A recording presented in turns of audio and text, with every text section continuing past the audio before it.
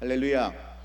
저는 오늘 우리가 함께 선포했던 이 전서 7장 11절로 18절 말씀 가지고 균형 있는 신앙과 인격이라고 하는 그러한 제목으로 말씀을 나눌 때 우리가 어떻게 하면 정말 균형 있는 신앙과 아름다운 인격으로 우리의 삶을 조화롭게, 우리의 삶을 정말 멋있게 훌륭하게 우리가 신앙생활을 할 수 있을까 한번 생각해 보기를 간절히 원합니다.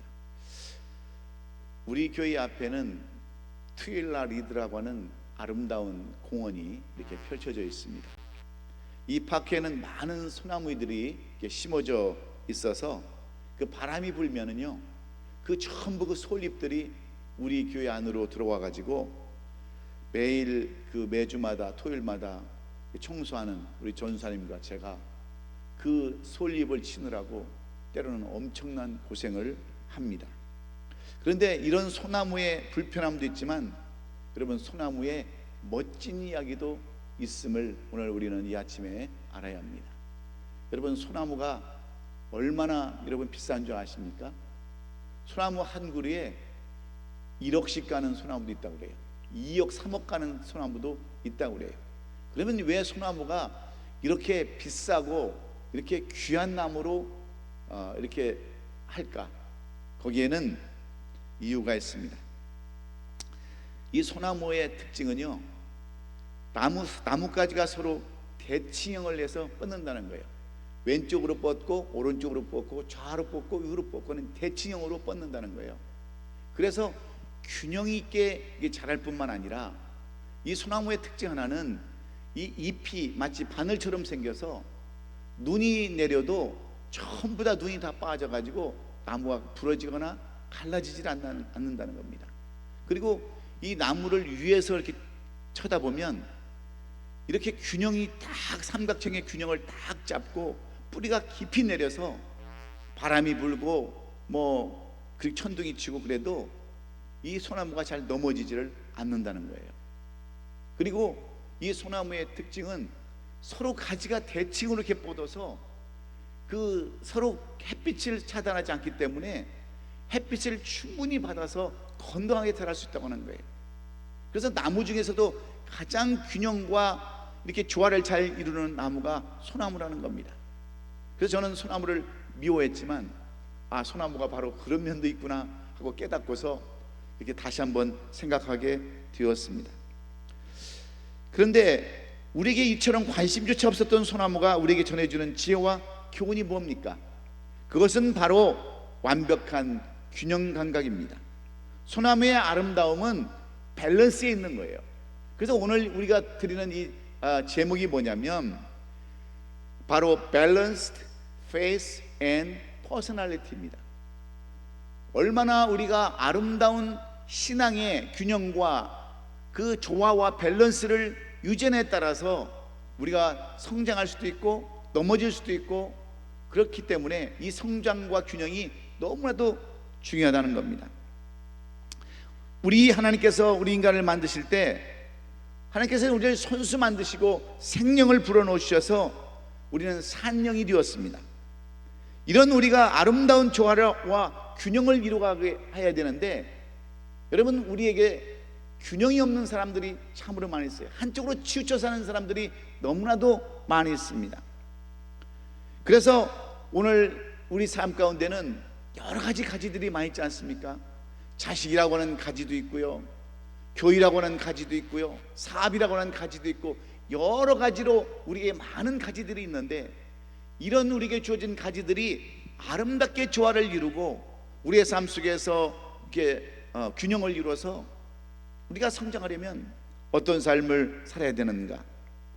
소나무 가지처럼 한 맡은 부분이 다른 부분의 그림자를 드리지 않게 서로 배려하는 그러한 모습을 우리도 가져야 합니다.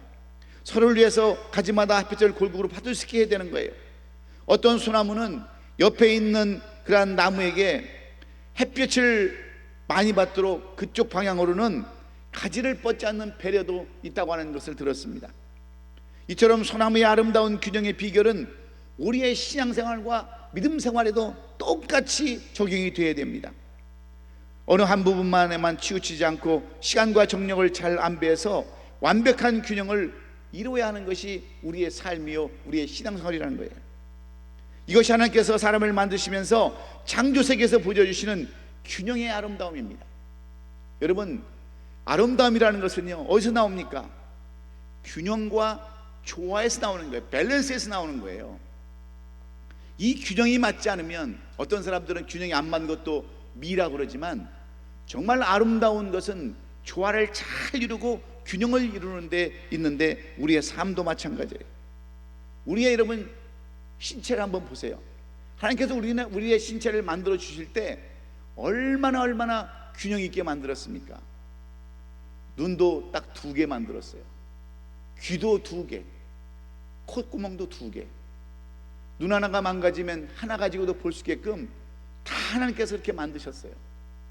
얼마나 우리 모양을 균형 대칭을 잘 맞춰서 잘 만들어 놓은 줄 아십니까? 여러분, 우주과학자들에 의하면요 맹장이 없는 사람은요 우주 비행사가 될 수 없다고 하는 얘기를 들었어요. 왜냐하면 무중력 상태에서 그 자그마한 맹장, 없어져도 돼야 할 이 맹장 하나 때문에 균형을 못 맞춘다는 거예요. 그래서 우주병사에게는 이 맹장이 없으면 안 된다고 하는 그런 얘기를 들을 때, 우리의 이 신체 구조가 얼마나 균형 있게 하나님께서 만들었는가를 우리는 잘 알 수가 있어요. 똑같은 원리로 신학적인 인간 구조에서도 육체와 영혼의 균형을 요구하고 있습니다. 인간의 육체와 영혼은 분리되어 존재하거나 활동할 수 없어요. 그래서 영이 망가지면 육이 망가지고요, 육이 망가지면 영이 망가질 수밖에 없어요. 항상 조화를 이루게 되어 있어요. 그래서 우리는 영을 위해서도 최선을 다해 살아야 되고, 육을 위해서도 최선을 다해서 살아야 되는 것입니다.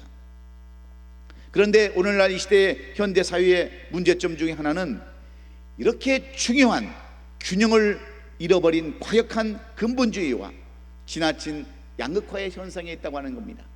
여러분, 우리나라 정치사를 한번 보세요. 그 정치사를 보면은 좌파와 우파로 나눠져 가지고 얼마나 극심하게 대립하고 싸웁니까?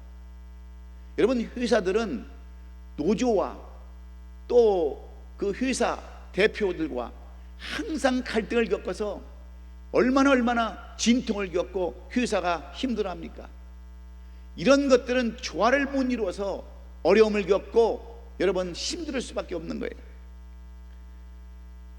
균형을 잃은 과격한 근본주의와 지나친 양극화 현상이 사람과 사이를 지금 병들게 하고 있습니다. 그러나 성경은 어느 한쪽으로라도 치우치거나 편승하지 말고 중심의 균형을 이루라고 가르쳐주고 있어요. 왜냐하면 우리는 서로 원수된 경쟁자가 아니라 서로 돕는 협력자로 하나님께서 우리를 세우셨기 때문에 그렇습니다. 그래서 오늘 본문의 핵심인 17절 말씀을 보면 뭐라고 기록되어 있습니까? 지나치게 악인이 되지도 말며 지나치게 우매한 자도 되지 말라. 어찌하여 기한 전에 죽으려고 하느냐 말씀하고 있어요. 뿐만 아니라 오늘 이 본문의 말씀은 너는 이것도 잡으며 저것에서도 내 손을 놓지 아니하는 것이 좋으니 하나님을 경외하는 자는 이 모든 일에서 벗어날 것임이니라 그랬습니다. 하나님을 바로 믿는 사람은 균형과 중심을 잃지 않는 그러한 삶이라는 것을 말씀해 주고 있어요. 즉 자기의 교만에 빠지지 않으며 자신을 학대하는 인생을 살지 말라고 이렇게 가르치고 있는 겁니다. 그래서 여호수아는 우리에게 뭐라고 말씀하는 줄 아십니까? 7절로 8절에 오직 강하고 극히 담대하여 나의 종 모세가 내게 명령한 그 율법을 다 지켜 행하고 우르나 좌르나 치우치지 말라. 그리하면 어디로 가든지 형통하리라 그랬어요.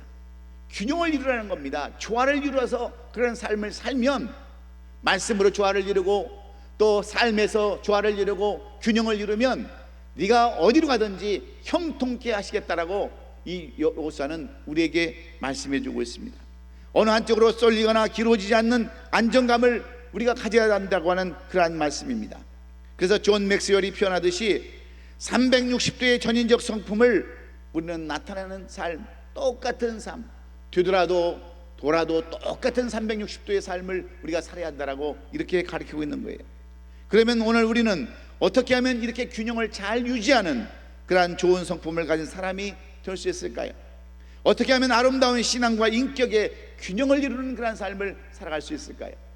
우리의 문제는 균형이 없는 삶이기 때문에 그렇습니다. 신앙은 신앙인인데 신앙인처럼 못 사는 것이 바로 균형이 깨진 삶이에요. 직분자는 직분자인데 직분자로서의 삶을 살아가지 못하는 것이 바로 우리의 삶이기 때문에 균형 없는 삶을 살아가는 거예요. 그러니까 신앙의 성장이 없고 믿음의 진보가 없고 늘 그 모양 그 꼴로 살아가는 우리들의 모습은 바로 이 균형 잡힌 삶을 우리가 살아가지 않기 때문인데, 오늘 이 본문을 쓴 솔로몬은 어떻게 하면 우리가 균형 있는 삶을 살 수 있을까에 대한 지혜를 말씀해 주고 있어요. 지혜의 왕이라고 불리는 솔로몬이 내가 세상을 살아보니까 이렇게 사는 것이 옳은 것이다, 내가 정말 물질과 부귀와 명예와 모든 것, 세상 사람들이 누릴 수 있는 건 다 누려봤지만 이것이 진정으로 지혜 중의 지혜라고 말씀하는 내용이 오늘 이 본문의 내용입니다. 오늘 본문은 지혜와 부를 대표하는 인물인 솔로몬이 자기 자신이 하고 싶은 모든 일을 다 해보고 누렸다라고 스스로 이렇게 고백하고 있습니다. 그의 지혜는 과학적이고 철학적이고 예술적인 영역까지 포함되었지만 그 깊이도 대단했지만 그는 때로 한때는 실수도 하고 넘어지는 삶도 살았고 하나님을 슬프게 하는 삶도 살았기에 그가 마지막 인생의 고백에서 뭐라고 그는 고백합니까? 헛되고 헛되며 헛되니 모든 것이 헛되다라고 이렇게 고백하는 것은 어찌 보면 그의 염세적인 그러한 고백으로 들릴 수도 있지만 그는 뭐라고 고백하고 있습니까? 해 아래서 수고하는 모든 수고가 사람에게 무엇이 유익한가? 한 세대는 가고 한 세대는 오되 땅은 영원히 있도다. 자기가 이 세상을 살아보니까 돈도 별로 필요 없다는 거예요. 부도 별로 필요 없다는 거예요. 명예도 별로 소용이 없었다는 거예요. 정말 하나님의 말씀대로 뜻대로 살아가는 것이 지혜 중의 지혜인데, 자기가 나이가 이제 죽을 날이 되어서 자기 자신을 뒤돌아보니까 세상 잘못 살았다라고 고백하면서 이렇게 사는 것이 지혜 중의 지혜요, 정말 균형 있는 신앙과 인격으로 나가는 길이라고 솔로몬은 우리에게 말씀해 주고 있습니다. 그러면 오늘 솔로몬은 우리에게 어떻게 사는 것이 균형 있는 그러한 신앙과 인격이라고 말씀하고 있습니까? Balanced faith and personality. 어떻게 하면 균형이 있는 신앙과 인격이 있는 사람으로 살아갈 수 있느냐 하는 거예요.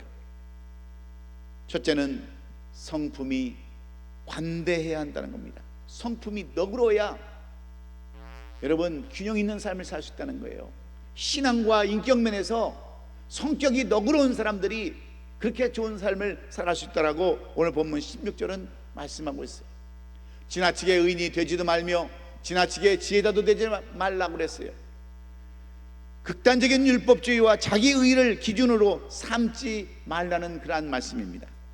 극단적인 그러한 것들, 즉 사랑이 없는 율법주의자가 될수록 세상과 사람들에 대해서 비판하고 정죄하는 삶을 살아갈 수밖에 없기 때문에 그렇습니다. 완벽주의를 지향하는 사람일수록 자기 함정에 빠질 수밖에 없기 때문에 그래요. 그래서 우리 사람들은 정말 완벽한 사람들을 이렇게 보면은요, 다 자기 꾀에 빠져서 결국은 실패하고 나중에는 후회하는 그런 삶을 살아가는 것을 우리는 너무나도 많이 봅니다. 그래서 스스로 망가지는 그런 삶을 살아가는 것을 볼 수가 있어요. 그래서 여러분, 우리가 잘 아는 사도 바울이 그 처음에는 얼마나 성격이 여러분 율법적이었습니까? 그래서 다른 사람들에게 상처를 주고 다른 사람들의 마음을 아프게 했지만 그가 예수님을 만나고 변화되어서 성품이 관대하고 온유한 사람으로 바뀌어가지고 얼마나 많은 사람들을 옳은 대로 인도했습니까?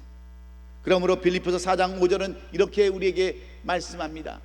너희의 관용을 모든 사람에게 알게 하라. 주께서 가까우시느니라 호소합니다. 훌륭한 신앙인은 지나치게 따지는 사람이 아니에요. 여러분, 인격이 있는 사람들은요, 자기 주장을 나타내는 사람들이 아니에요. 다 모든 것을 관용으로 베푸는 사람들입니다.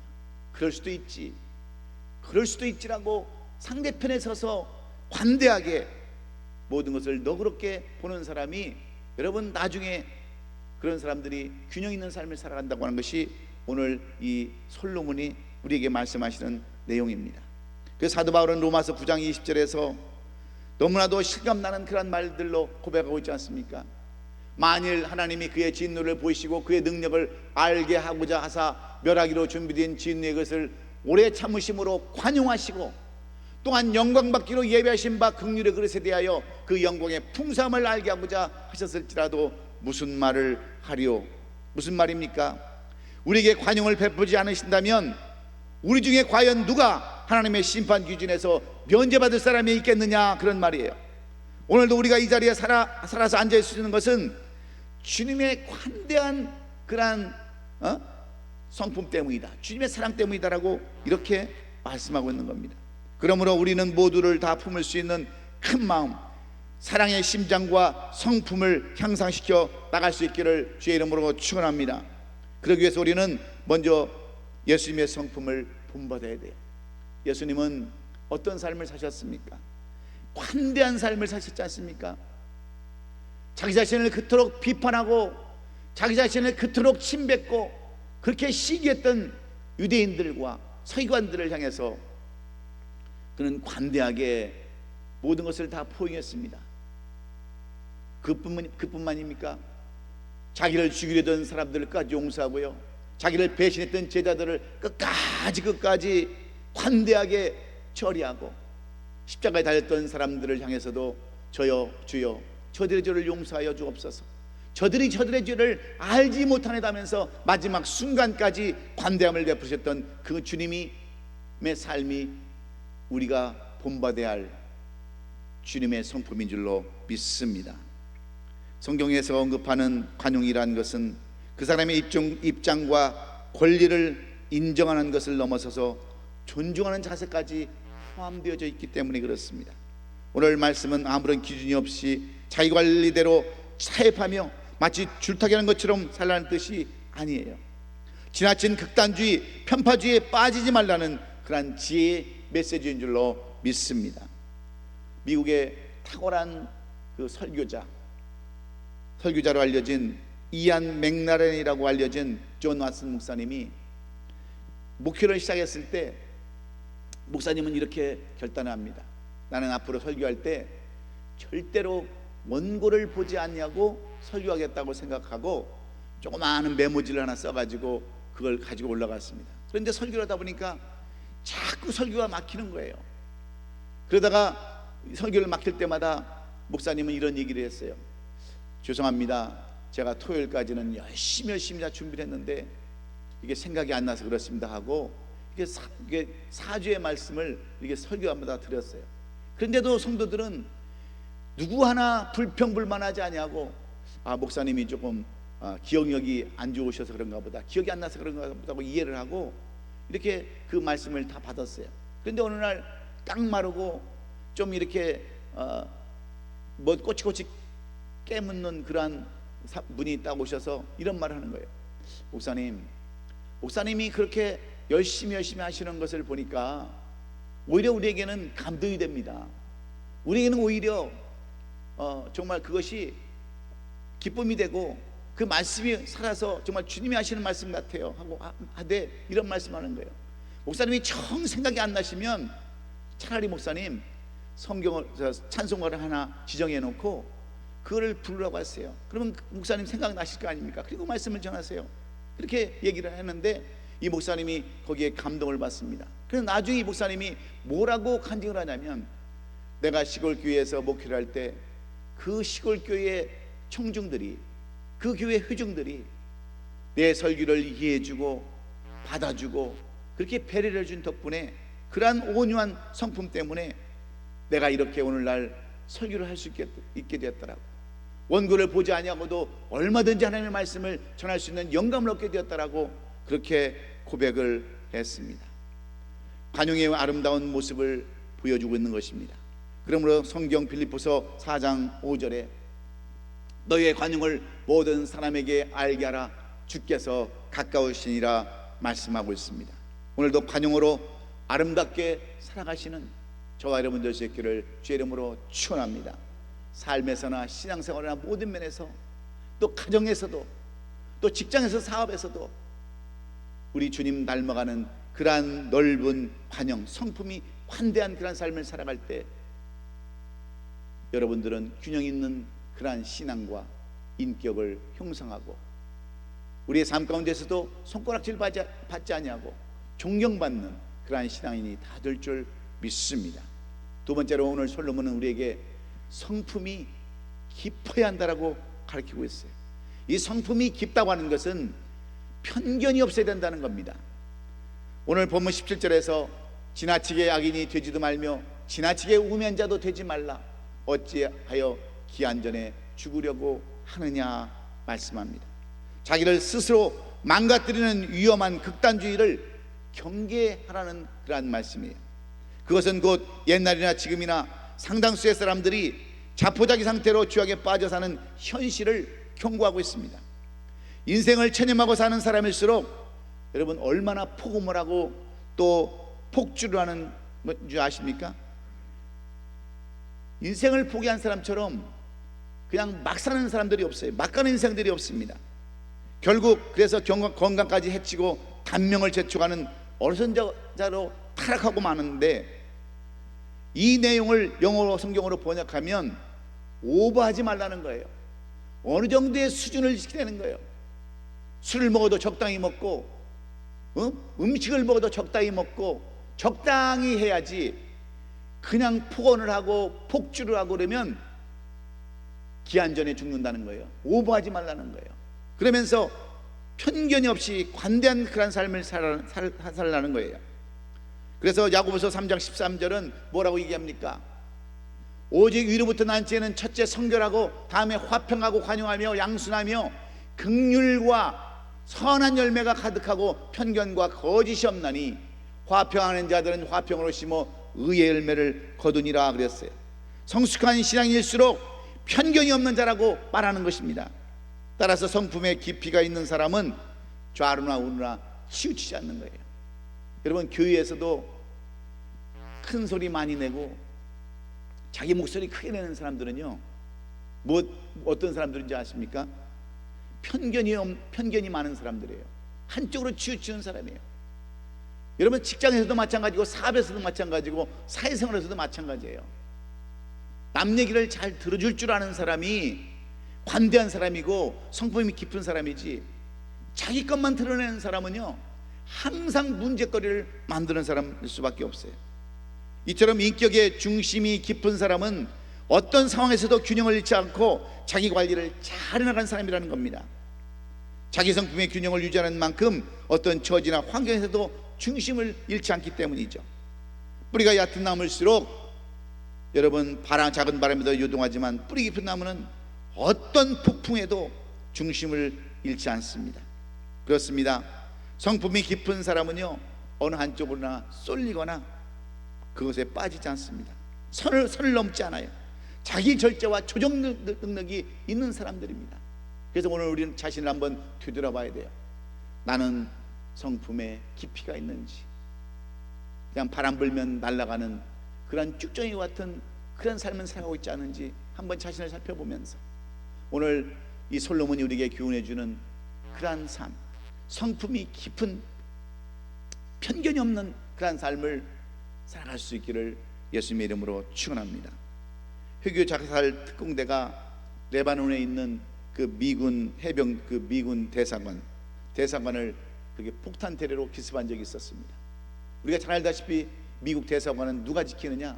미국 해병대들이 지키는데, 이 자살 폭탄 그 공격으로 인해서 그 당시 200명이 넘는 그러한 미국 해병대원들과 외교관들이 사망을 했었습니다. 이 소식을 들은 해병대 사령관이었던 사성장군 폴 켈리가 현장으로 달려가서 보니까 그 대사관을 지키다가 다리가 잘려나가고 팔이 잘려나가고 거의 죽음 직전에 있는 그런 사람들이 병원으로 옮겨져서 그냥 고생을 하는 거예요. 물론 200명의 사람이 다 죽었는데, 그래서 병원을 찾아간 그 사성장군 폴 켈리는 그 병상에 누워 있는 사람들을 향해서 위로 말을 전합니다. 나라를 지키다가, 민족을 지키다가, 대사관을 지키다가 폭탄 테러로 인해서 팔다리가 잘리고 거의 죽음을 향하는 그러한 그 미 해병대 대원들을 향해서 격려를 하자 한 대원이 말도 제대로 못합니다. 이미 다 얼굴이 다 날아가고 입이 다 날아가서 이야기를 못하면서 있을 때 한 간원이 펜을 쥐어주는 거예요. 그러다 그 펜에다가 이 사람이 글을 쓰는 겁니다. 뭐라고 쓰느냐? Semper Fidelis, Semper Fidelis. 여러분, 그게 무슨 뜻인 줄 아세요? 항상 충성하라. 이것이 바로 미 해병대의 구호인 거예요. 그렇게 죽어가면서도 항상 충성하라고 하는 이 메시지를 받아든 이 사성장군 폴 켈리는 그 자리에서 눈물을 흘리며 감동하며 이 죽어가는 대원을 끌어안고 오해를 하고 말았습니다. 여러분, 나라를 사랑하는 젊은이들이 있다는 것을 깨닫고 아직도 미국이라는 나라가 전 세계를 지배하는 나라로 우뚝 서 있는 것을 알았던 이 켈리 장군은 이러한 모습 속에서 성품이 깊은 군인의 그 모습을 보고서 거기서 감동하고 정말 미국이 아직도 전 세계를 제패한다고 하는 그 사실을 깊이 깨달으면서 감동했다고 하는 그 전기가 지금까지 우리의 마음을 이렇게 감동시키고 있습니다. 그렇습니다. 성품이 깊어야, 편견이 없고 오직 주어진 일에 충성하는 그런 사람들이 여러분 균형이 있고 여러분 신앙과 믿음에서 특출한 사람이라는 것을 여러분 기억하시면서 우리에게 주어진 맡은 일 최선을 다하시는 우리 성도들 될 수 있기를 예수 그리스도의 이름으로 축원합니다. 마지막으로 오늘 이 솔로몬은 어떤 사람이 균형 있는 그러한 신앙과 믿음의 사람인가, Balanced faith and personality를 가진 사람은 어떤 사람인가, 마지막으로 십자가의 사랑이 있는 사람이라고 말씀하고 있어요. 오늘 보면 18절에 보면 너는 이것도 잡으며 저것에도 내 손을 넣지 아니하는 것이 좋으니 하나님을 경외하는 자, 하나님을 경외하는 자가 이 모든 일에서 벗어날 것이라는 겁니다. 좌르르나 치우치고 우르 치우치는 그러한 것이 아니라, 균형 없는 삶을 사는 것이 아니라, 조화 없는 삶을 사는 것이 아니라 모든 일을 벗어나고 모든 일을 아름답게 이루는 이 일을 할 수 있다라고 십자가의 사랑을 말씀해 주고 있어요. 하나님을 경외하는 것이 곧 균형 있는 신앙과 인격을 만드는 요소라고 말하고 있습니다. 한마디로 얘기하면 십자가의 사랑을 잊지 않고 사는 사람이 균형 있는 삶을 살고 또 균형 있는 그런 인격을 유지할 수 있다라고 솔로몬은 그렇게 고백하고 있습니다.